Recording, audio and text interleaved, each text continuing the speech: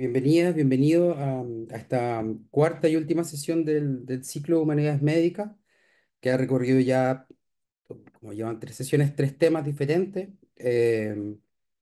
Y el día de hoy vamos a tener una invitada que es Diana Urenque, que es doctora en filosofía por la Universidad de Friburgo en Alemania y que es profesora del Departamento de Filosofía de la USACH, Universidad de Santiago, y que es autora de varios libros de animales enfermos, por ejemplo, Filosofía como terapéutica, que es del 2022, Animal Ancestral, que es del 2023, y también trabaja paralelamente como investigador y docente, y ha tenido un énfasis que probablemente muchas y muchos de ustedes saben, en la divulgación de filosofía, en la ética médica, en contribuir al debate público, con columnas, con intervenciones públicas, con entrevistas, con un montón de actividades que Diana ha realizado.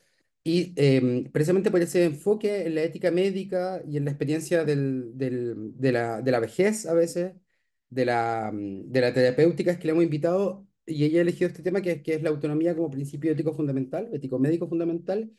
Le agradecemos mucho en nombre del centro la acogida muy rápida y muy generosa de querer participar en este ciclo abierto. Así que Diana, cuando quiera.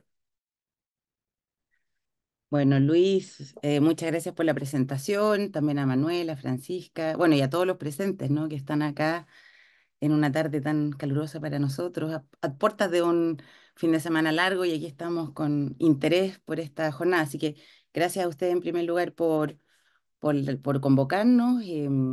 Yo efectivamente pensé, dije, bueno, ¿qué tema puedo presentarles que tenga que ver con algunas de las cosas que yo creo que en Chile no solamente para el mundo médico, sino también para el mundo, digamos, para los ciudadanos de a pie, como se dice, nosotros que de una u otra forma en algún momento o somos pacientes o lo vamos a hacer, o nos vemos un poco en una serie de situaciones respecto de cómo tomamos decisiones, hasta qué punto las decisiones médicas que tomamos están realmente siendo voluntarias, decididas, informadas. Y en ese sentido yo dije, bueno, y les propuse, hablemos de esto de la autonomía y qué lugar tiene en la ética médica, ¿no? No es tan evidente como a veces se piensa, tampoco, insisto, em, tenemos a veces muy claro qué significa este respeto de este principio de autonomía, qué es tomar decisiones autónomas, como les decía, y hasta qué punto a veces en nuestro país cotidianamente pareciera ser que esto, si bien incluso está anclado jurídicamente, no es realmente una realidad en muchos casos.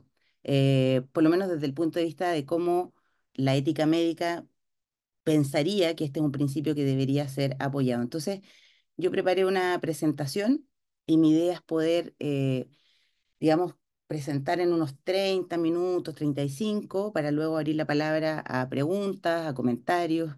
Me interesa también un poco que podamos hacer eso. Así que, si me dan el visto bueno, yo empezaría a mostrar aquí la presentación. Muy bien.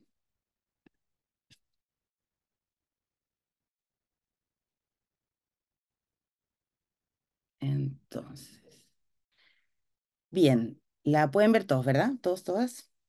Muy bien. Entonces, ¿por qué la autonomía es un principio ético-médico fundamental? Y como digo, esto quizás para algunos que tienen más instrucción en lo que es la ética médica o que son médicos o médicas, les parece quizás como hasta, no sé, irrelevante plantear esto, pero en realidad no lo es tanto cuando uno hace una pequeña revisión de dónde parte la ética médica, que es un poco algo que yo quisiera acá mostrar. La presentación la separé en algunas cosas como bien sencillas, ¿no? O sea, ¿por qué hablamos de autonomía? ¿Qué significa este concepto? ¿Dónde o cuándo aplica? En el contexto, por supuesto, médico. Algunas dificultades vinculadas a casos específicos, por ejemplo, donde nosotros vemos que la autonomía es un principio que debe respetarse, pero no siempre es fácil. Y identificar también momentos donde nosotros podemos em, hacer una especie como de paralelo a ciertas actitudes más bien paternalistas de parte de médicos o a situaciones donde francamente la autonomía no se está considerando. Y sensibilizar también sobre problemas que tiene incluso para la práctica médica, respetar este principio, ¿no? O sea, hay conflictos que no es necesariamente pasar a llevar a la voluntad de los pacientes, ni mucho menos, sino más bien hay problemas que tienen que ver con la orgánica interna, por así decir, de la medicina, y en ese sentido yo quisiera que eso quedara también claro, y voy a dar al final algunas conclusiones de lo que presente.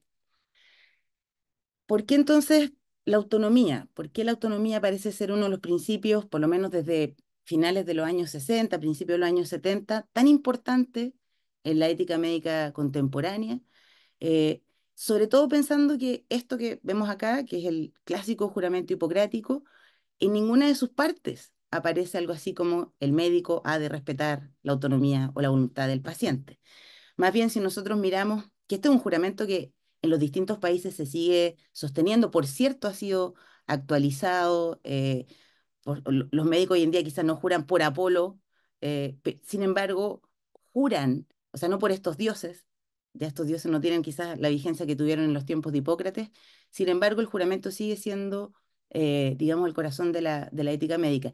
Y aquí si nosotros miramos un poquito, por ejemplo, em, en la tercera estrofa, en algún momento dice algo así como en la segunda, claro, una, dos, tercera estrofa, segunda línea, después el punto seguido dice, a nadie daré una droga mortal, aun cuando me sea solicitada. Eso, por ejemplo, es donde está anclado, o donde estuvo anclado mucho tiempo el debate contra la eutanasia, contra el suicidio asistido por parte de médicos. Algo que sabemos que hoy en día también, en el caso de los médicos y médicas chilenas, tiene una aceptación como una práctica que pareciera ser que hoy en día ya no es tan inaceptada como, por ejemplo, estaba ya en este código hipocrático mandatado. Más adelante también sale algo así como la prohibición del aborto, ¿no? La línea que viene adelante dice, de la misma manera no daré a ninguna mujer supositorios destructores. Bueno, aquí está la idea un poco de no ayudaré a provocar abortos. Más adelante dice esto de no operaré a nadie por cálculo. Y eso tiene una explicación más bien respecto de cómo eran las cirugías y ahí hay diversas interpretaciones de por qué estaba esa prohibición. Por cierto, eso no es lo que ocurre hoy en día. Pero, por ejemplo, más abajo, cuando dice guardaré silencio sobre todo aquello que en mi profesión o fuera de ella sepa u oiga del paciente, es uno de los mandatos éticos también que hasta el día de hoy se cumplen y deben cumplirse en lo relativo a la información médica de los pacientes, ¿no? Sabemos que las fichas médicas, las fichas clínicas, son solo para ser vistas por médicos y los propios pacientes, y no la información que ahí está contenida no debería ser pública o debería filtrarse. O sea, esto un poco es para decir que en el fondo, cuando nosotros nos remontamos a lo que ha sido históricamente el código ético de la práctica médica, se pueden reconocer distintas cosas como beneficiar, no dañar, prohibición del aborto, prohibición de la eutanasia, guardar silencio, etcétera, pero no hay ninguna parte acá o indicio donde se hable de la autonomía, es decir, eso de respetar algún tipo de decisión por parte de los pacientes. Eso, insisto, es un dato interesante. Y la autonomía uno la puede definir, por supuesto, de muchas formas, ¿no? Los que tienen ahí un poquito de conocimiento del griego reconocen esto de los nomía o esta parte de la palabra del nomoi, de las leyes. La autonomía tiene que ver con la auto o el entregarse a sí mismos la ley, ¿no? El poder, de una otra forma, habilitarse así como quien decide sobre sí, ¿no? Yo aquí puse una definición para que podamos entrar un poquito al concepto de la más, o que podamos estar quizás de acuerdo. Eh, Autonomía como esa habilidad de tomar las propias decisiones sin ser controlado por alguien más. Es decir, esto de que uno es el que se pone la ley, por así decir, si seguimos con la etimología de la palabra, el que decide ciertas cosas no siguiendo algún tipo de mandato externo, sino por uno mismo, ¿no? Y dentro de los principios ético-médicos que se enseñan hoy en día, por ejemplo, en las facultades de medicina, las que a mí me tocó aprender y enseñar cuando trabajé en la Facultad de Medicina en Alemania y me instruí en ética médica particularmente, dentro de los principios que más siempre se están resaltando están este del no dañar, es decir, un médico jamás podría eh, o lo que éticamente le están prohibido hacer es intervenir el cuerpo provocando algún tipo de daño. Ahora, ¿qué es daño? Es por supuesto un debate. Eh, una operación eh, estética no reconstructiva, en cierta medida uno puede decir daña el cuerpo, pero pareciera ser que en la medida en que hay una voluntad detrás que la requiere, no se considera como un daño, ¿no? Pero ahí de nuevo, es la autonomía la que prevalece y el daño, por así decir, está siendo asumido por la persona que decide. El principio de beneficiar, es decir, las intervenciones de todo tipo que sean médicas, digamos, la experiencia clínica, preventiva o terapéutica, lo que busca en el fondo siempre es darle un beneficio, una ayuda a alguien que está en algún tipo de problema, sea enfermedad, discapacidad, etcétera. Principios, como decía, ético médico, esto de no mentir. El médico está mandatado a, de una otra forma, decirle la verdad a sus pacientes, decir, informarlos respecto de su salud, de su pronóstico, etcétera. Pero como decíamos, la autonomía no es menos claro a veces cuál es el rol que tiene, precisamente en el contraste con estas otras, con estos dos, digamos, primeros mandatos, ¿no? El no dañar y beneficiar. A veces entra en conflicto y varios de los problemas éticos que vemos en medicina tienen a veces que ver con esto, que respeto más el no dañar o el beneficiar o la autonomía, etcétera. Y Edmund Pellegrino, que es la persona que yo puse ahí, que falleció hace no mucho tiempo, uno de los bioeticistas, yo creo que más renombrados de Estados Unidos, fundador, digamos, era parte del Georgetown Institute en Estados Unidos, la Universidad de Washington. Él era, y me tocó afortunadamente la oportunidad de conocerlo y estar con él en una mesa de trabajo, y él siempre decía, como médico y filósofo que era, la medicina siempre le es de una otra forma más propio ser paternalista que respetar la autonomía. Es decir, desde el punto de vista de lo que es la ética, la medicina históricamente, su misión en primer lugar es asumir, por así decir, el cuidado del otro, por eso se habla de paternalismo, o sea, esta idea del pater, de ser padre del otro. Eso le parece ser más propio internamente que respetar la autonomía, que significa estar un poco a disposición de las voluntades o anhelos que pueda querer un paciente. Esto, por supuesto, también es discutible, pero quiero plantearles la opinión de Edmund Pellegrino. ¿En qué momento la voluntad de los pacientes empieza a ser tan importante como para que en los años 70, cuando se hace esta reestructuración, por ejemplo, de la ética médica y se incluye la autonomía como uno de los principios fundamentales de la medicina, de la biomedicina contemporánea, tiene que ver con ciertos casos escandalizantes de investigación con sujetos, investigaciones médicas, donde los sujetos no, o los distintos actores que estaban participando no habían consentido ser parte de estos estudios, eh, donde de una otra forma eran a veces engañados o se les decía algo así como que iban a recibir un tratamiento que no estaba comprobado, pero que probablemente les iba a ayudar. Y eso, por supuesto, altamente cuestionable en la medida en que se están hablando de estudios, ¿no? Estudios sobre productos, medicamentos. Sabemos que para poder aprobar medicamentos del tipo que sea, se necesitan una serie de estudios, pero también desde precisamente estos años quedó claro que todas las personas que son parte de un estudio no son parte de un tratamiento. O sea, es muy diferente ser un paciente, ser un sujeto de investigación médica. Y eso, por cierto, es una cuestión que pasa por cómo las personas son informadas respecto de los tratamientos o experimentos en los que están. Entonces, como digo, fui de los años 60, principios de los años 70, con el llamado informe Belmont, por ejemplo, en Estados Unidos, se plantean algunos de los principios que sí o sí se tienen que respetar en la práctica médica y luego también con otras declaraciones como la de Helsinki u otras, se trata de estructurar cómo tiene que ser la ética, por ejemplo, en el caso de la investigación médica con sujetos. Entonces, a veces uno habla de pacientes y sujetos y es importante hacer la distinción.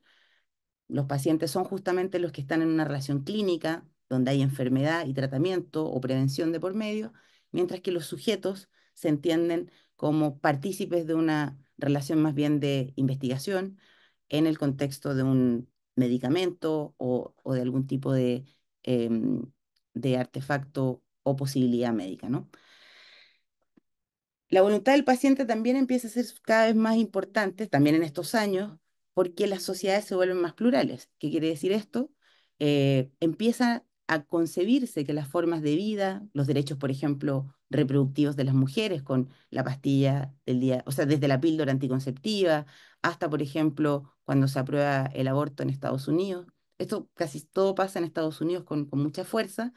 Toda esta ampliación de derechos de una otra forma tiene que ver o exige cambios culturales no solamente a las sociedades civiles o a las normativas jurídicas y políticas, sino, por cierto, también a cómo la medicina contempla su propia misión y hasta qué punto eh, vuelve a repensar cuál es su rol en contribuir en el bienestar, mantener la salud o evitar la enfermedad, ¿no?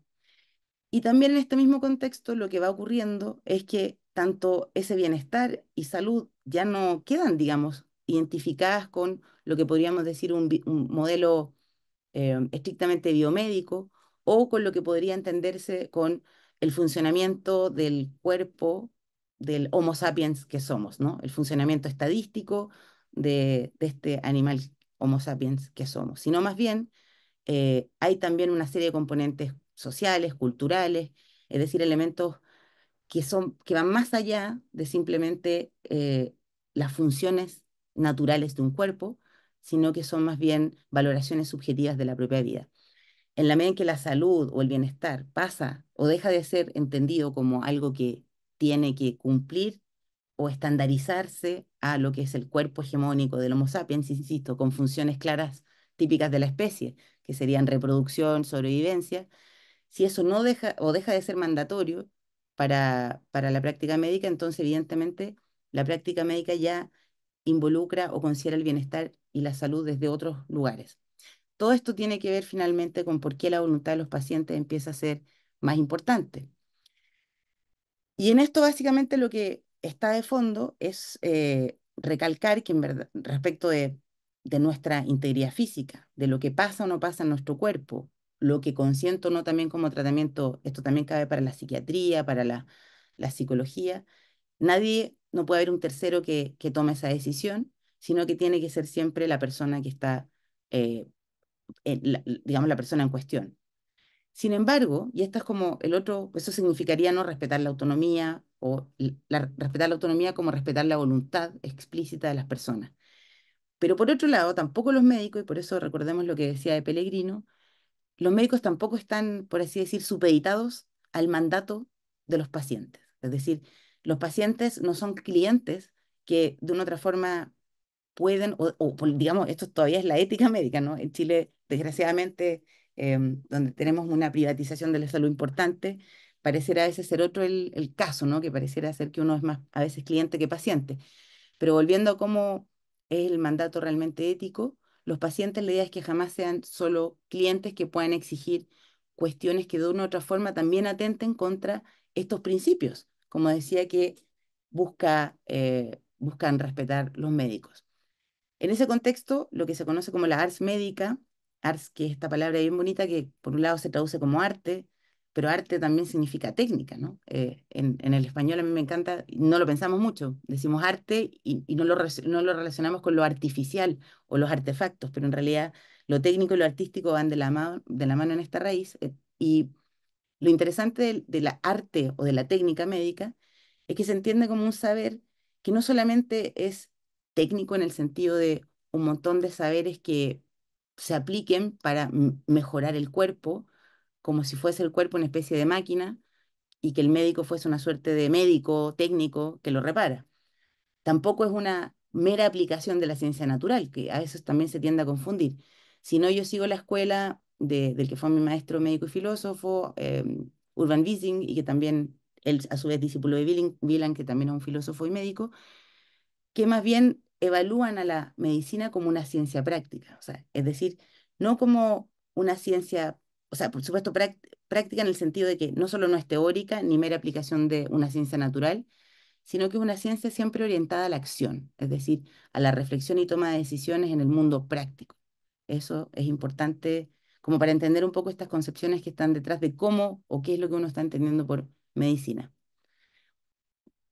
Y entrando un poco más en lo que es este principio de la autonomía, que aparece, por ejemplo, muy bien tratado en este texto que es icónico ya para la ética médica, que se llama Los principios de la ética biomédica, de Beecham and Childrens, que son los dos filósofos de Georgetown, donde también provenía Pellegrino. El capítulo 4 es un capítulo bastante largo, con los años ha sido uno de los más largos y parece que, si mal no recuerdo, uno de los más grandes o más largos del libro completo, donde se proponen cuatro principios mandantes de la medicina, pero el de la autonomía uno lo que necesita o de los que requiere más explicación en el texto. Y ahí se hace todo un análisis filosófico, bastante, no sé, desde te explica hasta qué punto la autonomía no es algo con lo que nosotros necesariamente, es una capacidad, es decir, algo que vamos desarrollando con el tiempo y no se trata de una capacidad solo de consentir y elegir y decir sí o no.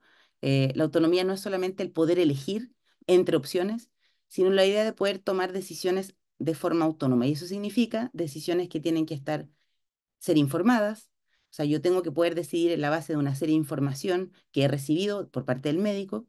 Esta información tiene que también haber sido comprendida por la persona, por el paciente, y luego hacer sentido, ¿no? Para los propios propósitos de salud, de bienestar, de proyectos vitales, y sobre ello uno consiente o no algún procedimiento.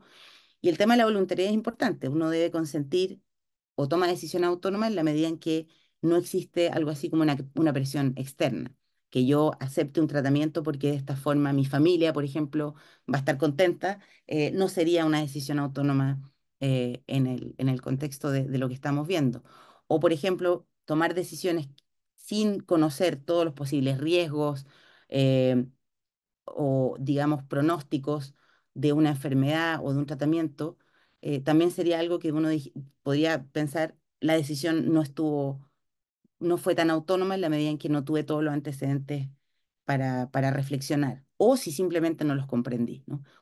Y no por una cosa de incapacidad, sino porque sabemos que el lenguaje médico puede ser extremadamente técnico, ¿no?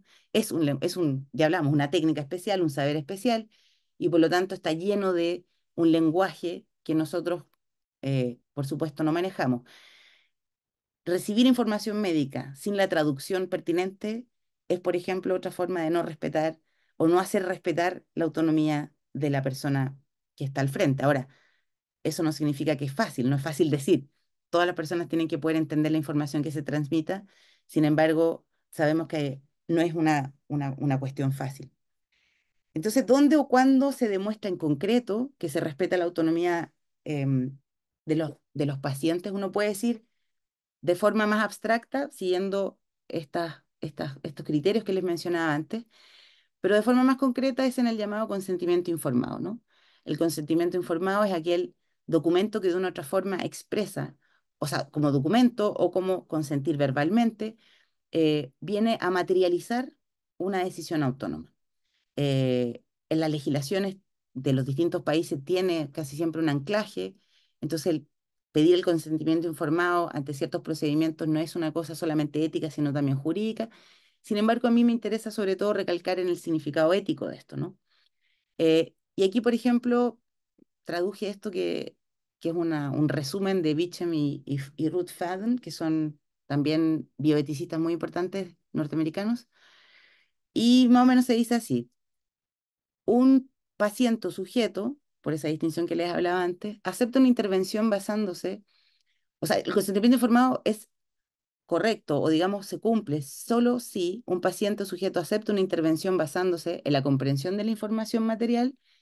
Dos, en el consentimiento que no está controlado por influencias que diseñan el resultado, o sea, que no hay una manipulación o coerción externa.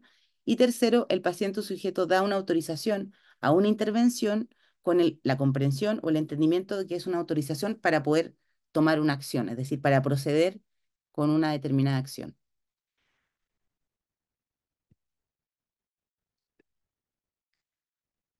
Como les decía, el consentimiento informado demuestra, ante todo, una asimetría, podríamos decir, que busca igualarse de una otra forma, ¿no? El médico o la médica es la persona que sabe sobre o tiene los conocimientos sobre la salud y de una otra forma le invita al paciente a tomar decisiones, a poder empoderarse respecto de su decisión de tratamiento o rechazo de ello, y por lo tanto asumir responsabilidad en en su propia recuperación o en lo que sea que se está consintiendo. Entonces, en esta relación médico-paciente, el consentimiento es clave para poder tener una relación, o sea, si bien la simetría se mantiene, siempre uno es paciente, lego, por más que uno en internet a veces lee muchas cosas y cree, los pacientes llegamos cada vez más autodiagnosticados a los médicos, la verdad es que el médico y la médica siguen siendo las personas que más saben al respecto. Sin embargo, hace que de una u otra forma esta responsabilidad no quede solamente en la decisión de los médicos, ¿no? De qué tratamientos hacer, sino también se traspasa en cierta medida a los pacientes. Ahora, en el consentimiento informado, para que realmente uno pueda decir se expresa una voluntad explícita, es fundamental que se le pida o que ese consentimiento se le pida a la persona, al paciente, y no a la familia o a terceros, que es a veces un poco lo que ocurre, ¿no? Aquí yo les pido que también traten de pensar en sus propias experiencias, que posiblemente algunas de las cosas que yo les voy a ir relatando han, han, han vivido o han tenido de cerca, ¿no? Por ejemplo, en casos de donación de órganos, en casos de tratamientos, a veces las personas que son las que deberían consentir no son preguntadas, sino más bien sus familias, ¿no? En Chile, entonces, como que el consentimiento informado, formalmente, como tantas cosas también de nuestro país, se pregunta, efectivamente, hay una formalidad al respecto, pero en términos del contenido y lo que estamos hablando, que se supone que viene a materializar, ¿no? A realizar esta autonomía, es menos claro si se respeta o no.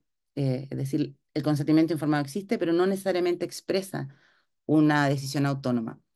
De hecho, me imagino que a ustedes les habrá pasado, ¿no? Que en nuestro país está muy naturalizado esto de firmar mentiras, no solamente en el ámbito biomédico. Recordemos, hasta hace poco eh, firmábamos nulidades matrimoniales porque con hijos de 20 o 30 años entre medio, pero se firmaban nulidades bajo notario, es decir, bajo la fe pública se mentía para poder, em, por un procedimiento que teníamos normalizado. En el caso de Chile pasa mucho que nosotros vamos a consultorios para tomar una muestra de sangre, del tipo que sea, y luego a veces de ser tomada la muestra nos entregan un papel y nos dicen, por favor, firma acá. Y de hecho hay normalmente crucecitas donde está la parte de la firma y la parte de la fecha, ¿no? Y dice, y son páginas a veces extensas, a veces son varias páginas, pero lo que se dice es, no se preocupe, solo firme aquí.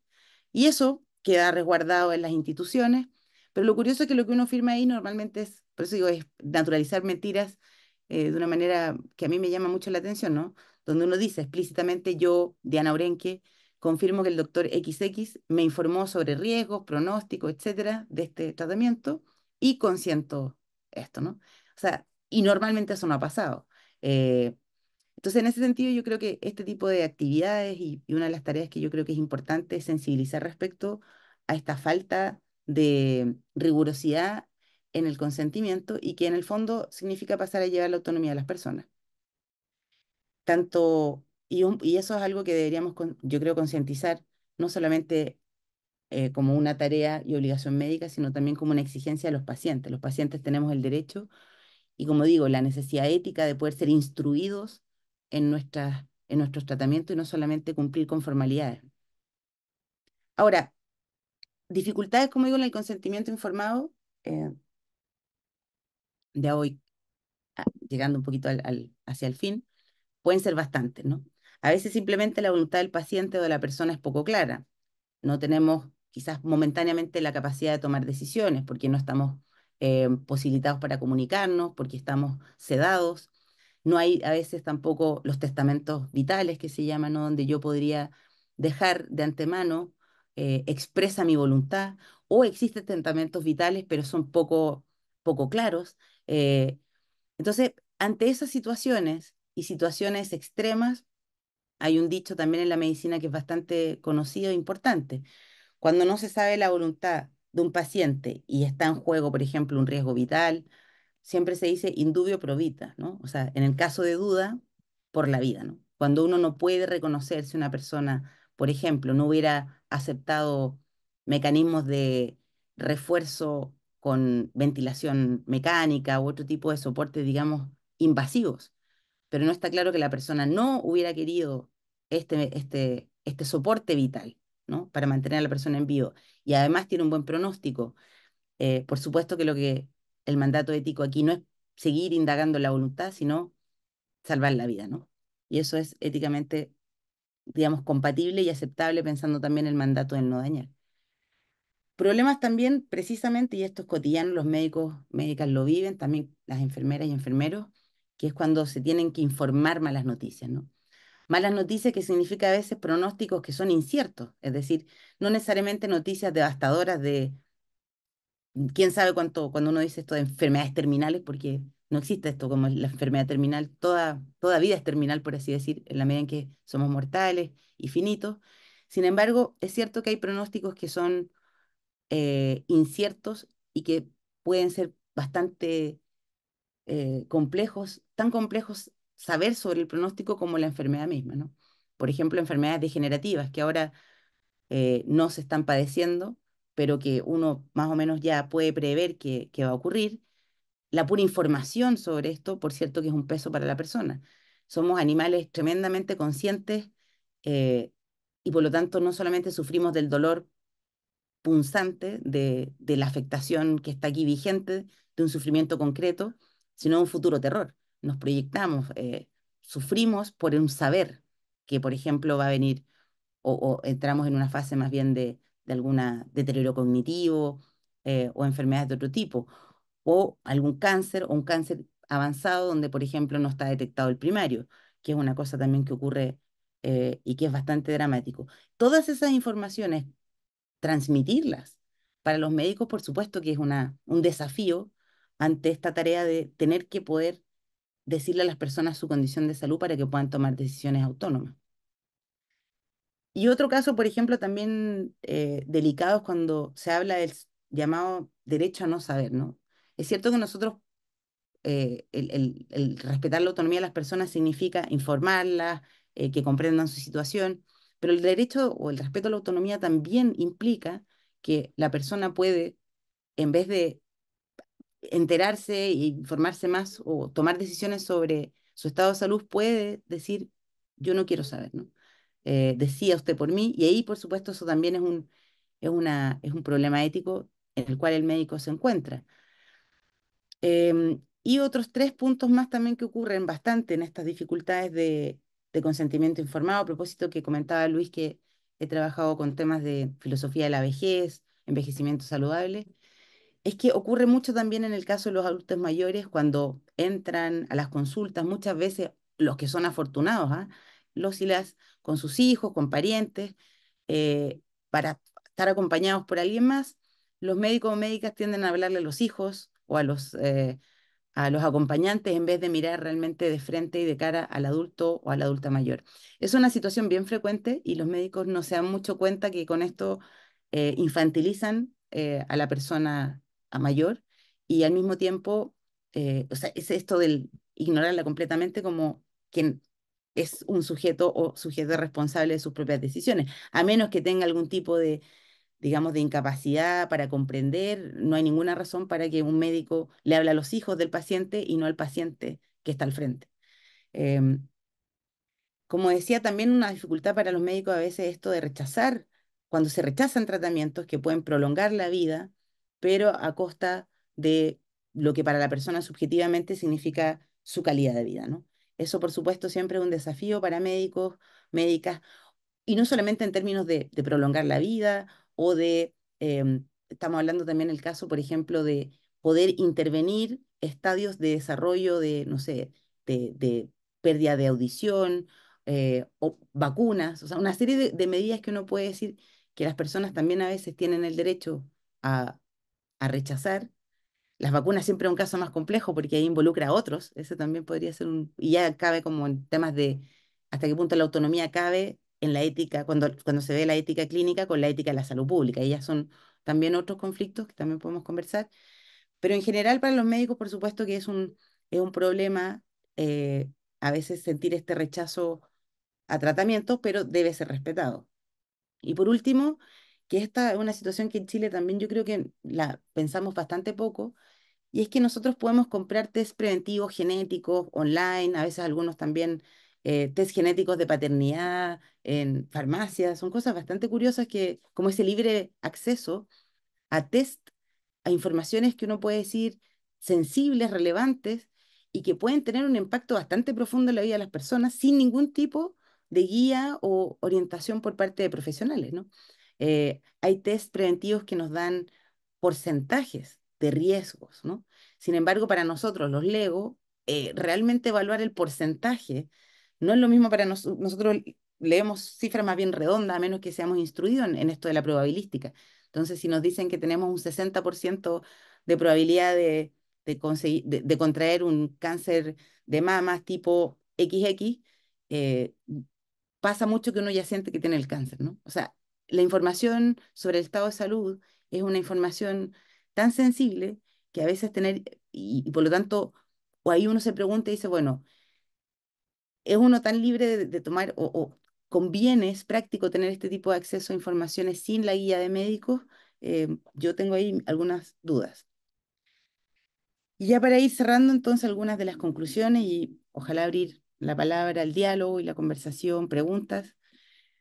Podríamos decir algunas cosas sobre esto que es el lugar de la autonomía en la ética médica contemporánea.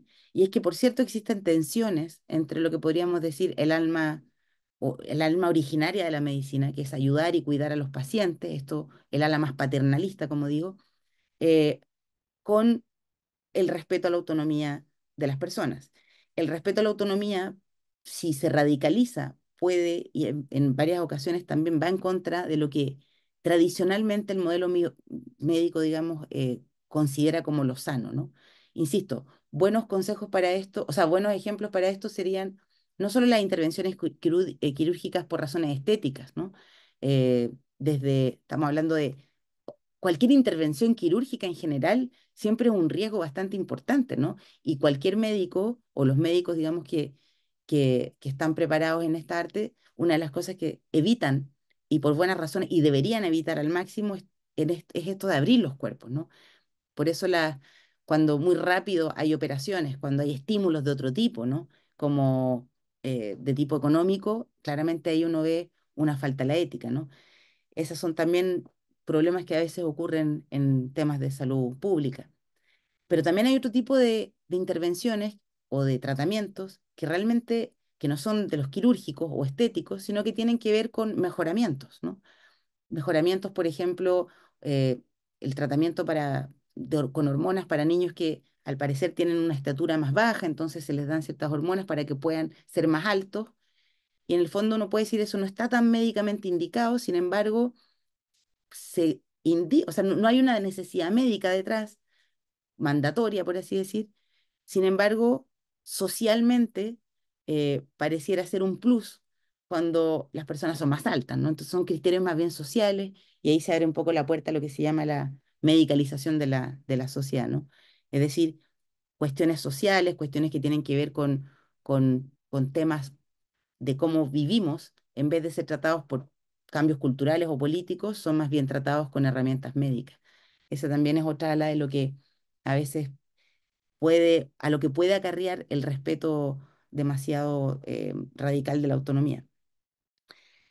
Entonces, estas tensiones existen y por lo tanto, más que una lucha que por un tiempo sí ocurría, como las escuelas más conservadoras que trataban de defender el paternalismo y decir siempre el médico tiene más razón en la toma de decisiones que el paciente, eh, y las escuelas más liberales que decían, no, en realidad mi cuerpo, mi decisión, en todos los términos que tenga que ver con cuestiones médicas, y defendían esa autonomía en vez de entrar en trincheras, lo que corresponde más bien es más diálogo, ¿no? Tratar de entender eh, cómo el mundo ha cambiado y por lo tanto la medicina también tiene que renovar algunos de sus votos en función, digamos, de las nuevas consideraciones de la vida, la salud, etcétera.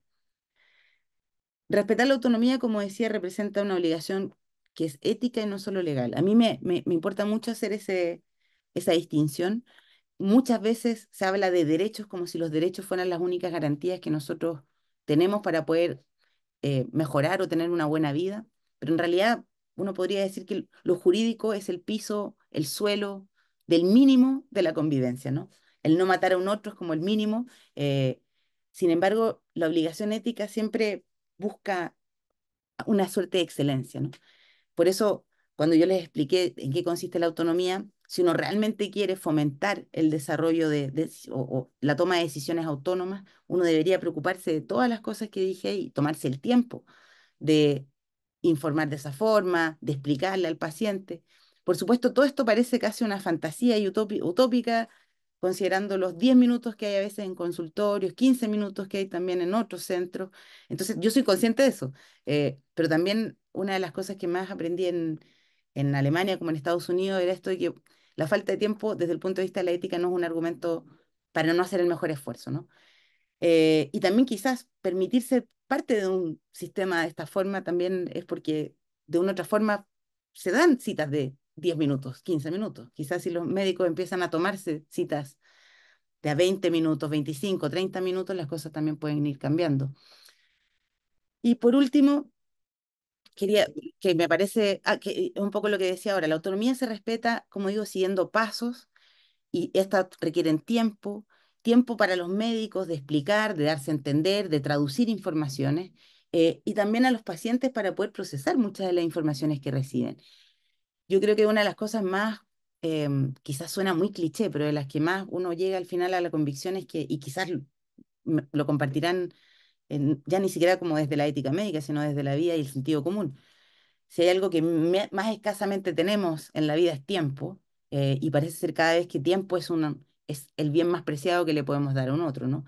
En ese sentido, yo creo que médicos deberían darle más tiempo a sus pacientes, los pacientes también tomarse el tiempo de procesar, y en ese mismo sentido yo a ustedes le agradezco el tiempo por haberme escuchado y estoy muy atenta a sus preguntas y comentarios y conversación.